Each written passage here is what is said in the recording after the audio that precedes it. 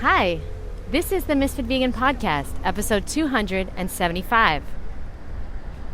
I'm going to talk today about getting what you want. You can't get it if you aren't willing to leave what you don't want behind. I've been working with people for a long time now. I started coaching in 2017, but honestly, as a boss, I've been a boss since 2010, maybe 2009.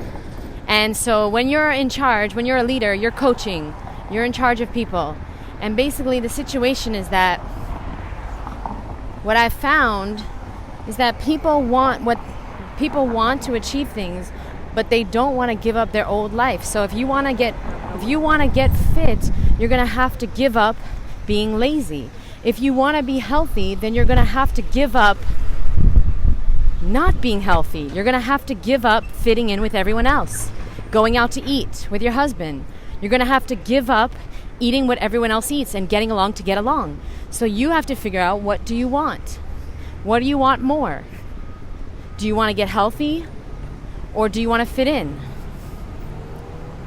Do you want to get fit, or do you want to watch Netflix? You got to figure it out, because if you don't know what you want, it's going to be very difficult to get it. Figure out what you want. Until you figure out what you want, nothing else matters. Okay? And so I personally want to be the healthiest, fittest, richest, most successful, most happiest version of myself. In order to get that version that it feels successful, because what is success? That's different. Being rich is not successful to me. Okay, somebody's about to kill me, sorry. It's like I'm walking down the street and somebody almost ran into me. Okay, great. Miami. Sorry about that. So that's why I said I want to be successful, and then I said I want to be rich. Because I got to be rich, because I want to help a lot of people. If you want to help a lot of people and I want to save a lot of animals, well, you got to be rich. How you going to help a lot of people? I mean, I'm helping a lot of people now, but not on the scale that I'm going to. So I want to be rich because I want to help a lot of people. But success, now that is something that is very, very personal to you. Today, write out, what does success mean to me? What would it feel like? What would it mean for me to be successful? What would have to happen for me to be successful? Because me, even if I had $1 billion, because $1 million ain't shit. If I had $1 billion in the bank, but I earned it in a sleazy way, if I earned it by selling my soul, by partnering with a company I don't believe in, by promoting something that I don't care about, by working a job that's sucking my soul, what's the point? What's the point? That's not success to me. So money has nothing to do with success to me. To me, success is getting good at something you love to do and using that gift in order to help others. Helping others with your gift is success.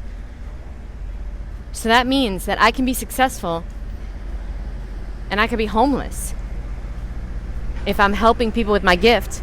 But that'll never happen, because let me tell you, money chases value. I forgot where I learned that. Sorry, I'm like walking right in front of a construction site. Money chases value. Wow, I'm walking in front of this construction site and they're starting with the staircase. So I guess they're building a building and they're building the staircase first. It's so cool. Wow, that's the first thing they build. Not the foundation? I don't know. Okay, what do I know? So, yeah, speaking of, I just want to wrap this up real quick, because I wanted to just get you thinking about what you have to give up, because becoming the person you want to be, you're not just going to have to do things. You're going to have to stop doing other things. What are you willing to give up? Are you willing to give up the Netflix and replace that with exercise? I'm not saying you can't watch Netflix and get fit, But if you don't have time to exercise, but you have time to watch Netflix, then you're playing yourself. You're playing yourself, boo. Are you willing to be different when you go out to eat? Are you willing to bring your own salad and your own dressing? Are you willing to bring your own fruit? Are you willing to bring a half a watermelon to a restaurant? All right, you don't have to do that, but if you're willing to do that, then you'll be successful in eating a healthy vegan diet. See, I didn't want to be a healthy vegan. I didn't care about that. I wanted to lose weight and clear my skin. Okay? I became a vegan because I found out animals are being raped and tortured and I was paying for it. So that's why I went vegan. I went raw because I wanted the results. I didn't want to eat fruit and vegetables. I wanted to eat McDonald's, M&M's, Oreos, ice cream, waffles, fried chicken, French fries. And I wanted to be like everyone else and fit in. Who wants to go out to eat and eat nothing while everybody else eats amazing food and like raves about the food and is like, oh my God, this is so good. You have to try this. This is amazing. Oh my God, you're missing out. Oh God, I could never do what you're doing. Oh, what's the point of life? I remember my grandpa once told me, because I had just went vegan in 2011, the year he died, and I remember telling him, he was very, very sick. He had colon cancer. And I remember telling him that he should try going vegan because a lot of people have reversed their cancers by no longer eating dead animal body parts.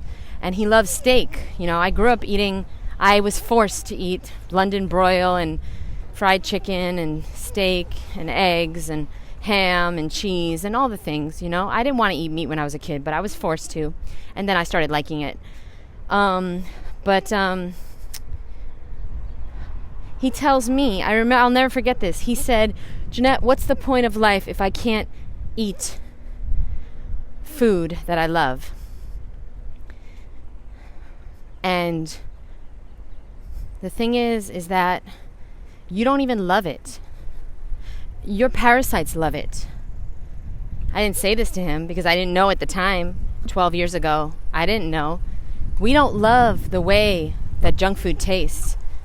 Our parasites love it. And we've gotten used to it. And it gives us really bad health issues. Do we love that? See, you might be able to find some good in the life you're living, or in the person that you're with that's abusing you, that's being mean to you, that's making you cry.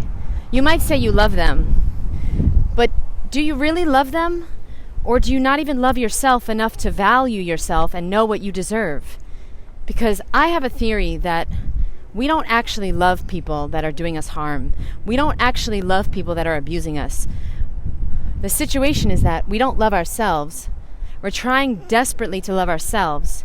And we're staying in this relationship so that one day, possibly, they might say sorry and treat us differently and love us, and then we'll know that we're worthy and deserving of love, and we're validated, and we'll get the love that we so desperately need from ourselves. You see, I don't believe we can love people that are hurting us, that are bad for us, that are mean to us, that are abusing us emotionally, physically, mentally, spiritually. That's just a theory I have, you know. Hey, maybe I'll ask John Gray about it. He's a psychologist and one of the greats, one of the best at what he does. He's the author of Men Are From Mars, Women Are From Venus. I interview him every 3 months. I'm really excited to talk to him again in April.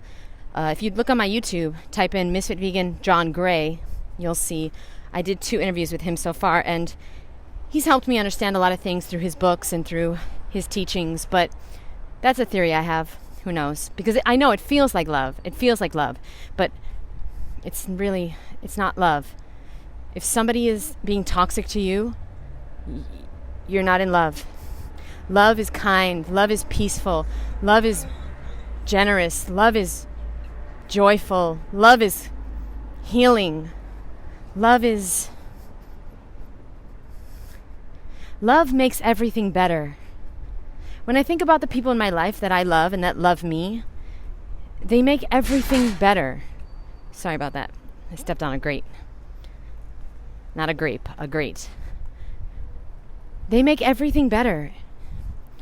And when I think about the people that used to be in my life, my ex and toxic family members and people in my life that I thought I loved, well, I don't think it was love, because they didn't make anything better. They made it worse. If somebody's making your life worse, that's not love. That's toxic love. That's somebody who doesn't know how to love. And you most likely don't love yourself, because when you love yourself, when you truly love yourself, well, it doesn't matter who they are or what they do or what they have or what they can do for you. You don't allow somebody into your life that makes it worse, that treats you with anything that is disrespectful or unkind or unloving. Love is never toxic. True love, never. Never mean. Never. And, hey, nobody's perfect. So they might be mean, but they might not mean it, right? They might be mean by accident, and then you'll tell them and they'll say sorry if they're a kind person. If they're a healed, whole person. Okay, so I'm going shopping now, and I thought about it. I was like, why don't I take you guys shopping one day? But I actually did it a few times on YouTube, and nobody cared, so let me know if you would like me to film more videos on shopping, and I'll see you guys in the next episode. Thank you very much for listening. Bye.